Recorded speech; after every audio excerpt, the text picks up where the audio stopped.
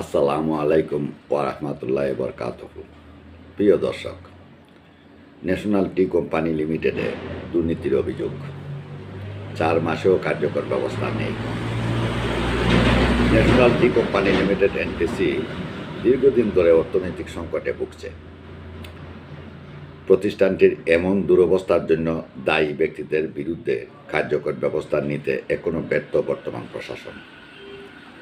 4 মাস পেরিয়ে গেলেও এই রাষ্ট্রায়ত্ত প্রতিষ্ঠানের দুর্নীতিবাজদের শাস্তি নিশ্চিত করা হয়নি, যা বিনিয়োগকারীদের হতাশা আরও বাড়িয়ে তুলছে।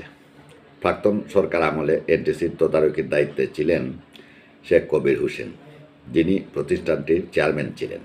অভিযোগ রয়েছে, তদারকির পরিবর্তে তিনি এবং তার ঘনিষ্ঠ সহযোগীরা প্রতিষ্ঠানের সম্পদ লুটে নেওয়ার পরিকল্পনায় ব্যস্ত ছিলেন। কেরামত আলীকে গুরুদায়িত্ব দেওয়া হলেও তার কর্মকাণ্ডও এনটিসির ভেতর দুর্নীতিকে আরও বাড়িয়ে তুলছিল। এতে এমডি থেকে শুরু করে কেরানি পর্যন্ত কর্মকর্তা কর্মচারীদের আর্থিকভাবে ক্ষতিগ্রস্ত এবং বিপর্যয়ের মুখে পড়ে।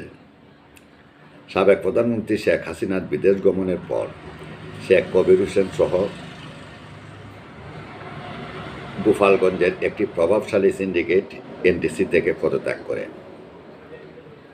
এ সিন্ডিকেটের সদস্যরা রাজনৈতিক সুবিধা কাজে লাগিয়ে প্রচুর অর্থ উপার্জন করে নিজেদের বিত্তশালী করেছেন বলে অভিযোগ উঠেছে। নতুন অন্তর্বর্তী সরকারের সঙ্গে যোগদানের চেষ্টা ব্যর্থ হলে তারা প্রতিষ্ঠান ছেড়ে পদত্যাগ করে চলে যান।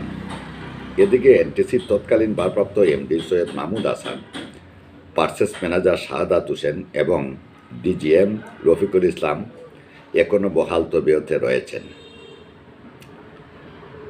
ভারপ্রাপ্ত এমডি সৈয়দ মাহমুদ হাসান ও তৎকালীন কোম্পানির সচিব মোল্লা গুলাম মোহাম্মদ, তারা বেআইনিভাবে প্লেসমেন্ট শেয়ার বন্টন করে একটি পক্ষকে সুবিধা দেওয়ার জন্য কোটি কোটি টাকা উভয়ে আত্মসাৎ করেন।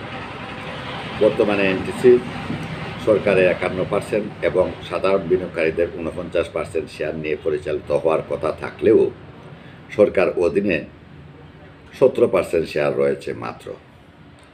কিন্তু সঠিক তদারকির অভাবে এবং দুর্নীতিবাজ ম্যানেজমেন্টের কারণে